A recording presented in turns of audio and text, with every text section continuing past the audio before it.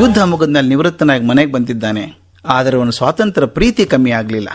ಅವನು ಒಂದ್ಸಲ ಹಿಮಾಲಯಕ್ಕೆ ಹೋದ, ಪ್ರವಾಸಕ್ಕೆ ಹೋಗಬೇಕು ಅಂತ.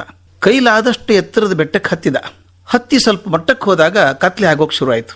ಕತ್ಲೆ ಆದ್ಮೇಲೆ ಎಲ್ಲಿ ಇರೋದಿಲ್ಲಿ ಅಂತ ನೋಡ್ದ, ಅಲ್ಲೊಂದು ಪುಟ್ಟ ಗುಡಿಸ್ಲು ಕಾಣಿಸ್ತು.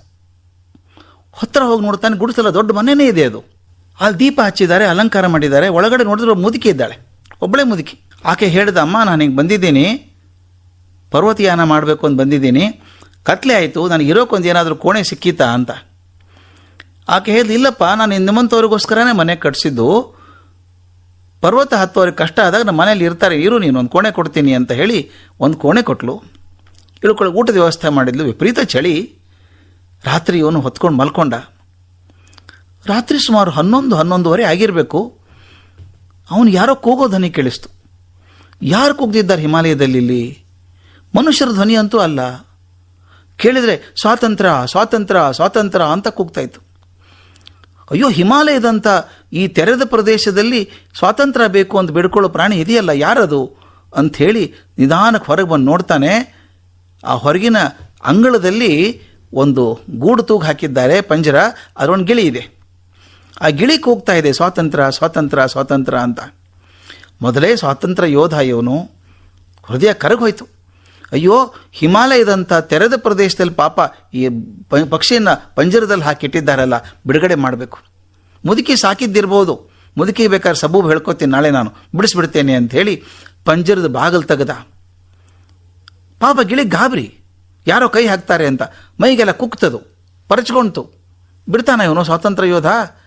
ಗಟ್ಟಿಯಾಗಿ ಪಕ್ಷಿ ಹಿಡ್ಕೊಂಡು ಪಂಜರದಿಂದ ಹೊರಗೆ ತೆಗೆದು ಹೇಳಿದ, ಪಕ್ಷಿ ನೋಡೋ, ಇಡೀ ಹಿಮಾಲಯ ನಿಂದು, ಹಾರು, ಸ್ವಾತಂತ್ರ್ಯ ನಿಂದಾಗಿದೆ ಅಂತ ಹೇಳಿ ಗಾಳಿಗೆ ತೂರ್ಬಿಟ್ಟ. ಪಕ್ಷಿ ರೆಕ್ಕೆ ಬಡ್ಕೊಂಡು ಹಾರೋಯ್ತು. ಇವನು ತೃಪ್ತಿ ಆಯಿತು. ಅಂತೂ ಒಂದು ಪಕ್ಷಿಗ ಸ್ವಾತಂತ್ರ್ಯ ಕೊಟ್ಟೆ ಅಲ್ಲ ನಾನು, ಹಿಮಾಲಯದಲ್ಲಿ ಪಕ್ಷಿಯನ್ನು ಪಂಜರದಲ್ಲಿ ಹಾಕಿಟ್ಟಿದ್ರಲ್ಲ, ಸ್ವಾತಂತ್ರ್ಯ ಕೊಟ್ಟು ಚೆನ್ನಾಗಾಯಿತು ಅಂತ ಸಂತೋಷದಿಂದ ಹೋಗಿ ಮಲ್ಕೊಂಡ.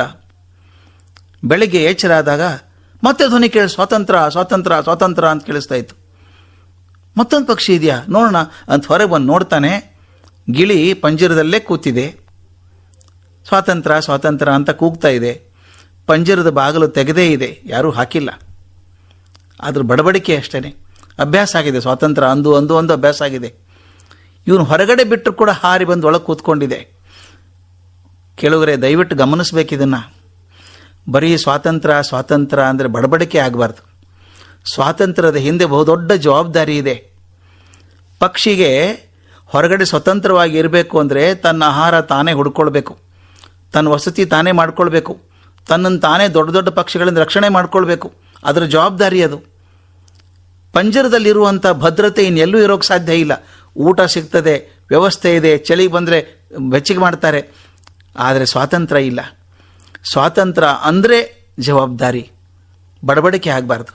ಅದರಿಂದ ನಾವು ಯಾವಾಗಲೂ ಸ್ವಾತಂತ್ರ್ಯ ಪ್ರಿಯರಾಗಿದ್ದಾಗ ಸ್ವಾತಂತ್ರ್ಯದ ಜೊತೆಗೆ ಬಹುದೊಡ್ಡ ಜವಾಬ್ದಾರಿ ಇದೆ ಅನ್ನೋದನ್ನು ಮರಿಬಾರ್ದು. ಬರೀ ಸ್ವಾತಂತ್ರ್ಯ ಸ್ವಾತಂತ್ರ್ಯ ಅಂದ್ರೆ ಆಗಲಿಲ್ಲ. ಸ್ವಾತಂತ್ರ್ಯ ಉಳಿಸ್ಕೊಳ್ಳೋದಕ್ಕೆ, ಅದನ್ನು ನಡೆಸ್ಕೊಂಡು ಹೋಗೋದಕ್ಕೆ ನಾವು ಕಟಿಬದ್ಧರಾಗಿ ಕಂಕಣಬದ್ಧರಾಗಿ ನಿಂತಾಗ ಮಾತ್ರ ಸ್ವಾತಂತ್ರ್ಯ ಅನ್ನೋ ಪದಕ್ಕೆ ಒಂದು ಅರ್ಥ ಬರ್ತದೆ. ಇಲ್ಲದಿದ್ದರೆ ಅದು ಆ ಪಕ್ಷಿಯ ಬಡಬಡಿಕೆ ಆದಂಗೆ ಆಗ್ಬಿಡ್ತದೆ.